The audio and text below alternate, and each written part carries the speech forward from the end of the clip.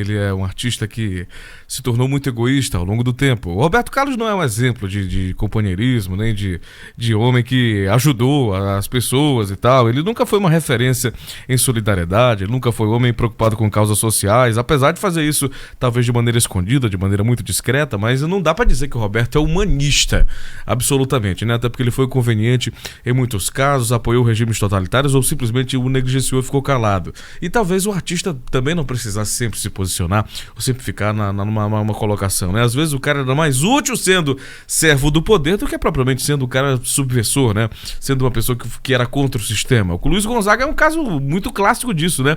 O Luiz Gonzaga, ele conseguia ajudar muito mais o território dele, as pessoas do povo dele, o povo lá da sua terra, sendo amigo da galera da ditadura do que sendo inimigo, né? Ele não conseguiria nada se ele fosse um inimigo, se ele fosse subvertor, se ele fosse um crítico do regime militar.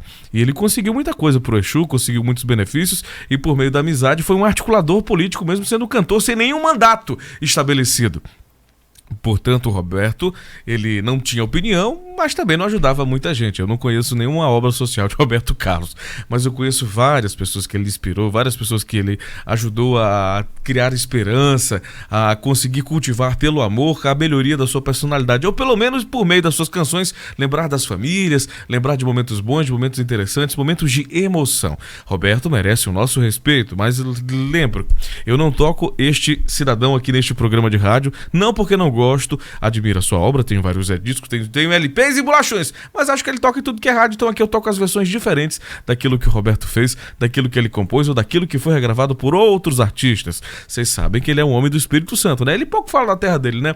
Algumas canções ele diz, ele é de Cachoeiro, de Itapemirim, uma cidade pequenininha, que tem até outros artistas que nasceram por lá e tal, e ele teve um trágico acidente por lá, que foi o problema, né, da sua perna. Ele estava atravessando uma linha de trem, não se sabe em qual circunstância, porque ele mal fala disso, muito pouco ou quase nada fala sobre esse assunto, mas ele estava passando por uma linha férrea e infelizmente aconteceu esta tragédia que acabou marcando a sua vida e fazendo com que ele ficasse, né, deficiente físico. E aí dele foi um dos primeiros a utilizar uma perna mecânica muito moderna, e aí pouca gente percebe, hoje em dia quase nem se fala disso, mas ele viveu essa tragédia pessoal, inclusive registrando em músicas, não citando diretamente o que aconteceu com ele, mas foi algo terrível que assolou sua vida e assola até hoje. Ele é um garanhão, deu em cima de muitas cantoras, artistas. A última foi a Paula Fernandes e outras tantas que ele já galanteou e conseguiu, né, por ser o cara rei, mas o velhinho já tá com 80, não sei se ele ainda tá perigando muita coisa, mas ele tem muita história pra contar, Vanderlei que o diga, e outras tantas aí, atrizes e pessoas, figuras públicas que ele já teve relacionamentos íntimos, né, mas acho que isso pouco interessa a gente. Ele não gosta de contar muito a sua história. Não tem autobiografia, não tem documentários oficiais. Só o Paulo César de Araújo, que está lutando, inclusive, para relançar os livros que ele fez sobre o Roberto Carlos, né?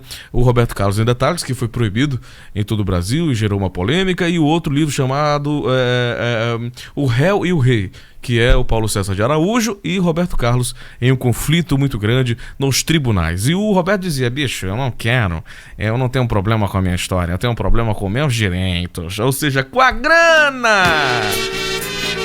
Daí ele, em mais um momento de regravação, uma versão traduzida da canção em inglês Forget Him, gravada por Valdir Soriano. Esqueça, um outro clássico comemorando...